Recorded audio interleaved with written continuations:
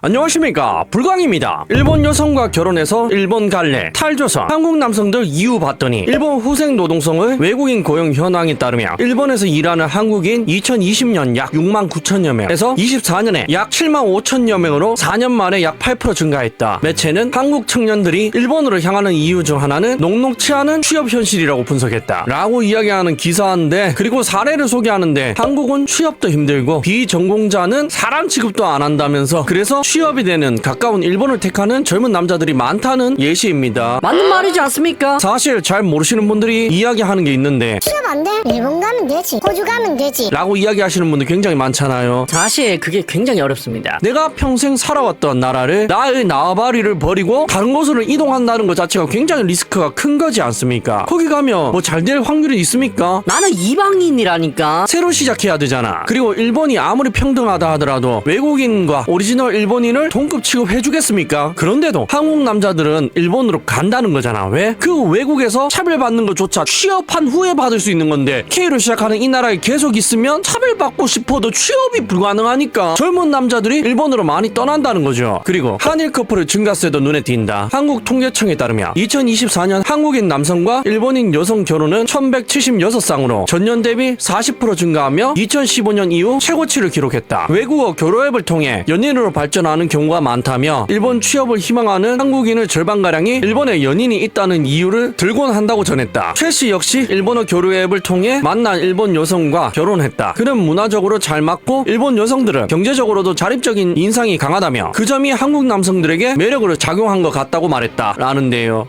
여기서 잠깐 알고 가셔야 되는 게 있는데, 일본어 교류 앱, 일본 여성 만나는 앱 있지 않습니까? 1, 2년 전에는 가능했어요. 근데 지금은 거의 불가능합니다, 여러분들. 왠지는 아시죠?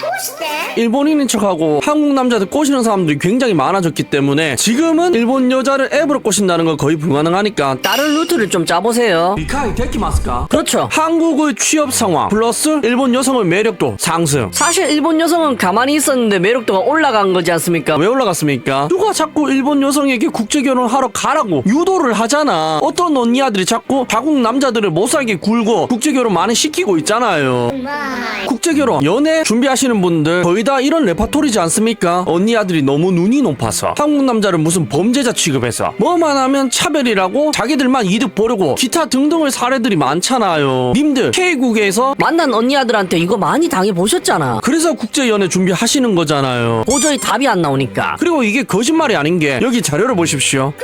남성이 차별받고 있다. 2030 남성에서 전 세대로 확산. 예전에는 20대 30대 젊은 남성들만 자신들이 차별받고 있다고 주장을 했고 그게 실제였고 목소리를 냈었지만, 지금은 40대도 50대도 60대도 남자들이 차별받고 있다는 걸 인지하기 시작했다니까. 19년도에는 뭐라고 했습니까, 저 사람들? 에이, 남자가 쪼잔하게 여자한테 져주는 게 이기는 거야. 뭐 이런 소리 했던 사람들이 지금은 입을 모아서 남자가 차별받고 있다고 돌아서고 있잖아. 마지 됐을까? 그리고 40, 50, 60 언니아들도 남자들이 차별받고 있다고 점점 돌아서고 있고요. 그런데 유일하게 아니라고 이야기하는 사람들이 누구죠? 2030 언니아들이 자기들이 차별받고 있고 남자들은 오히려 기득권이라고 이야기하고 있잖아. 어이가 없네. 그러니까 현 2030 언니아들, 이 언니아들은 아직도 남자들이 차별받는 게 아니고 자기들이 차별받고 있다고 생각하는 유일한 세대라니까. 아니 누가 보면 자기들이 8, 90년도에 태어난 게 아니라 그 시대에 결혼한 줄 알겠네. 피해의식이 그 정도잖아. 정신을 못 차리고 있어. 보세요. 19년도에 20대가 39%, 30대가 38%가 남자가 피해받고 있다고 생각했었는데, 지금은요 20대는 18%가 줄어서 고작 21%만, 30대는 11%가 줄어서 고작 27%만 남자가 차별받고 있다고 이야기하고 있지 않습니까? 전 세대가 젊은 남성들이 차별받고 있는 줄 알고 있는데 저 세대만 유일하게 저러고 있다니까.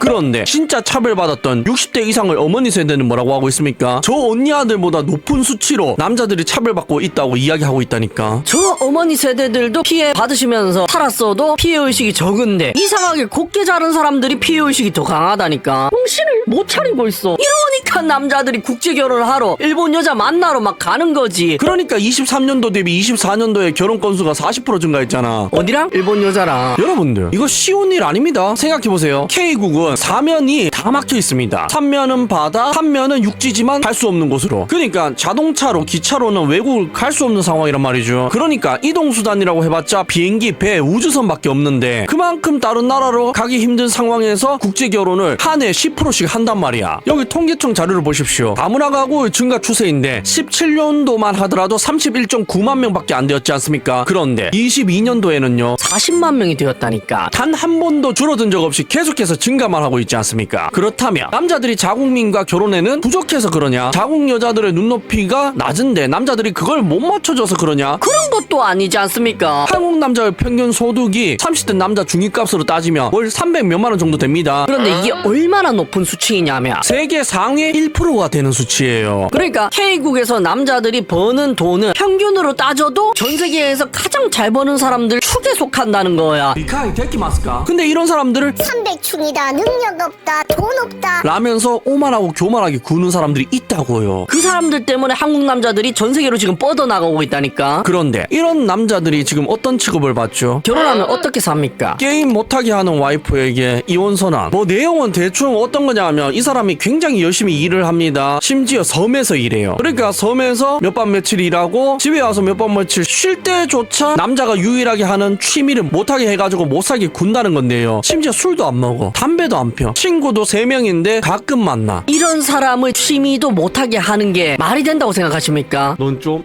맞아야 되겠다. 보세요. 이 사람 마지막 말이 진짜 너무 간절하다니까. 다음 주에 법무사 만나서 이혼 서류 작성할 예정이야. 내 삶의 자유를 위해 싸워 이길 거야. 내가 가는 길이 맞지? 틀린 거 아니지? 라는데 예전이었으면 저는 이런 거를 보고 한마디밖에 안 했습니다. 네가 선택한 K국의 여자다. 악으로 깡으로 버텨라. 방생하지 마라. 다른 피해자들 계속 나오잖아. 이 때문에 라는 말을 했었을 텐데 그건 예전에 피해자라는 그 사람들의 비율이 적을 때 이야기고 지금은 많아도 너무 많지 않습니까? 어떻게 이렇게 많을 수가 있어요? 이혼율이 지금 전 세계 3위, 아시아 1위라니까. 이게 말이 되는 상황이라고 생각하십니까? 됐냐고. 이러니까 남자들이 결혼을 안 하지. 연애를 포기하지. 여기 보세요. 길거리 실험한 건데 어떤 예쁜 여성이 번호를 따는 실험인데 얼굴은 보여드릴 수 없지만 객관적으로 봐도 예쁩니다. 그렇게 예쁜 사람이 그냥 평범한 남성에게 혹시 마음에 들어서 그러는데 여자친구 있으세요? 라고 물으니까 남자가 하는 말이 뭔지 아십니까? 저 안 믿어요. 죄송합니다. 라고 이야기하잖아.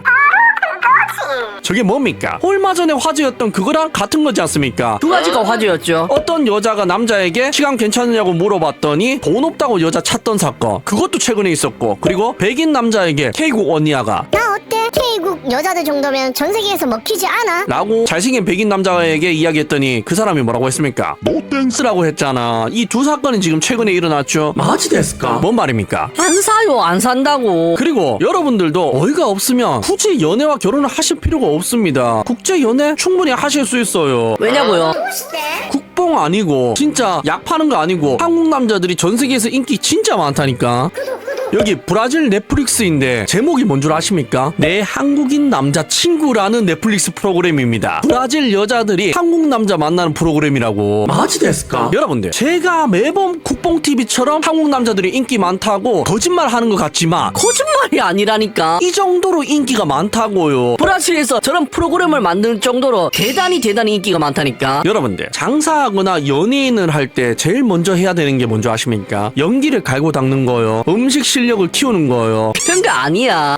일단 유명해지는 게 중요한 겁니다. 그 뒤에는요, 여러분들이 춘장을 팔든 된장을 팔든 발연기를 해도 먹고 살 수 있다니까. 그 유명해지는 게 가장 어려운데 여러분들은 이미 그걸 달성하셨다고. 전 세계에서 굉장히 유명한 사람들이 됐다고요. 미카이 데키마스까? 여러분들, 한반도가 생긴 이래로 여기 사는 남자들이 전 세계에서 먹힌 적이 있었습니까? 지금밖에 없다니까. 심지어 10년 뒤에는 한류라는 게 있었을지 없었을지도 모르는 시대가 온다고요. 지금 경제 상황이 그렇잖아. 그러니까 지금 이 영상을 보는 미혼 남자들 중에 국제연애 결혼하고 싶으신 분이 있으시면 지금이 마지막 기회라니까. 그래서 매번 말씀드리는 겁니다. 지금 도전하시라고. 방법이야 많습니다. 여러분들이 간절하지 않아서 그 방법이 생각 안 날 뿐이지. 지금도 봐봐요. 하는지만 가르쳐달라고 넌 좀 맞아야 되겠다. 그 방법을 찾는 게 거의 다야. 안 간절하니까 안 하는 거라니까. 꿈속에서 깨어날 시간입니다. 레드 선 시청해주셔서 감사합니다.